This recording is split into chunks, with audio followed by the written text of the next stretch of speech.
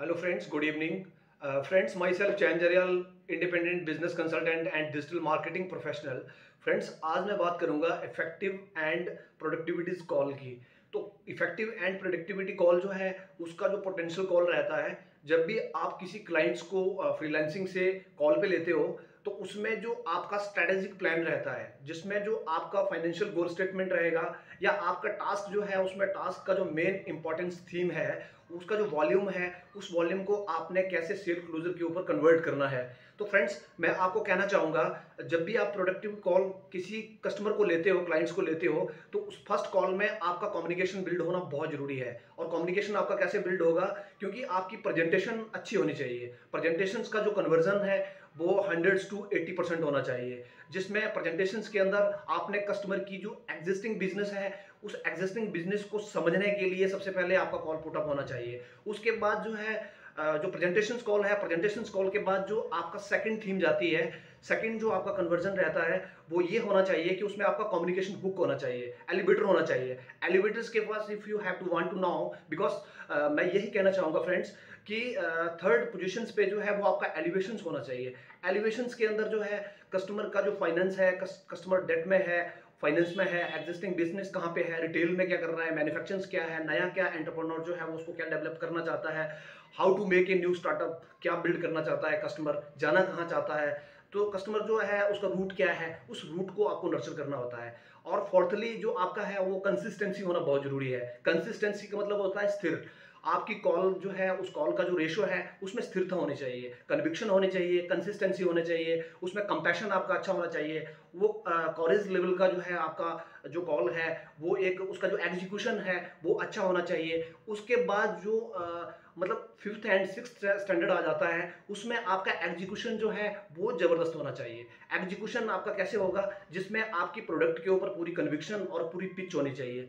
जब तक आप अपनी पिच तैयार नहीं करोगे, कन्विक्शन जो है उसका रेटियो जो है उसका एनालिसिस नहीं करोगे, तो आप अपने ब्रेन के अंदर कस्टमर को रिफाइन नहीं कर पाओगे। फ्रेंड्स, मैं आपको इस प्लेटफॉर्म के माध्यम से, इस वीडियो बनाने का जो मेरा माध्यम है, इससे आपको यही इंडिकेट करना चाहूंगा कि किसी भी कस्टमर को अगर आप रिटेन करते हैं तो उस प्रपोजिशंस के अंदर, उस कॉल टू एक्शन के अंदर जो है आपकी कंसिस्टेंसी लेवल इतना अच्छा होना चाहिए जिसमें आपका कन्वर्जन कुछ आपको जो है वो आपको डिफाइन करके दे।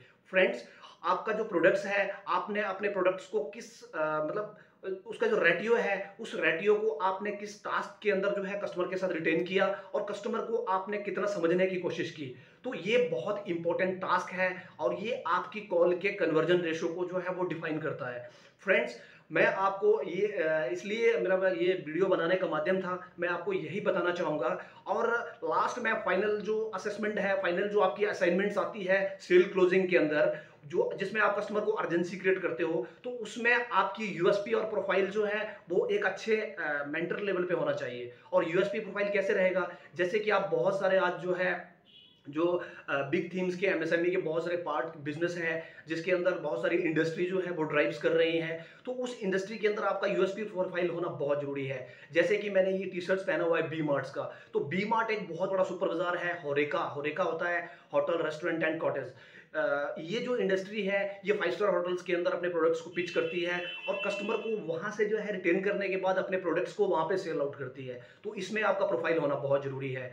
दूसरा आपका आ जाता है इंडिया मार्ट। इंडिया मार्ट जो है वो पैन इंडिया में ड्राइव करता है, प्रेजेंस अक्रॉस नेशंस, पूरे ऑल इंडिया के अंदर आपने अपने प्रोडक्ट्स को कैसे रिटेन करना है, कस्टमर की जो इंक्वायरी पोज हो रही है उस इंक्वायरी को आपने कैसे पुटअप करना है, और उस इंक्वायरी को लेने के बाद आपने प्रेजेंटेशन कॉल कैसे आगे कन्वर्जन रेशो के अंदर वॉल्यूम्स जो है वो कैसे क्रिएट करना है।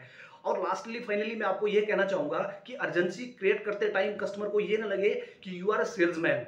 आप सेल्समैन नहीं है, आप सेल्समैन उस तरीके से जो है अपने प्रोडक्ट्स को कस्टमर तक लेके नहीं जाओगे। अर्जेंसी क्रिएशंस के टाइम पे आपको अपने कस्टमर को उसकी जो वैल्यूएशंस है या उसकी जो प्रोडक्टिविटी है, उस प्रोडक्टिविटी को समझना है। उसका एग्जिस्टिंग बिजनेस जो है, उस एग्जिस्टिंग बिजनेस के अंदर कस्टमर को लेके जाना है और उसको उस जर्नी में उस जर्नी में उस प्लेटफॉर्म तक कस्टमर को लेके जाना है जहां पर उसको लगे कि ये जो प्रोडक्ट्स है ये मेरे लिए बहुत प्रोडक्टिव है और मेरे लिए जो है एक नई क्रिएशंस वैल्यू जो है वो मेरे बिजनेस के अंदर ऐड ऑन कर रहा है।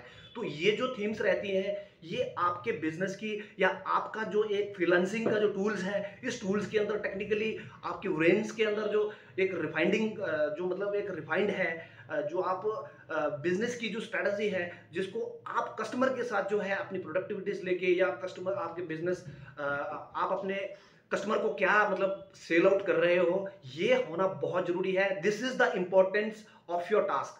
ये आपके टास्क में आपकी सेल क्लोजिंग करने में आपकी मदद करता है। तो जो मैंने आपके साथ अभी डिस्कस किया है, ये आपकी सेल क्लोजिंग में, ये आपकी कॉल टू एक्शंस में, ये आपका जो कैप्सूल फ्रेमवर्क है उसमें बहुत इंपॉर्टेंट, बहुत बहुत इंपॉर्टेंट पार्ट है। तो फ्रेंड्स, मैं नेक्स्ट अगली वीडियो में एक नई स्ट्रेटेजी के ऊपर, एक नए फाइनेंशियल गोल स्टेटमेंट के ऊपर आपके साथ डिस्कशन करूंगा। तब तक के लिए आप सबका प्रेम पूर्वक बहुत बहुत धन्यवाद। Thank you so much.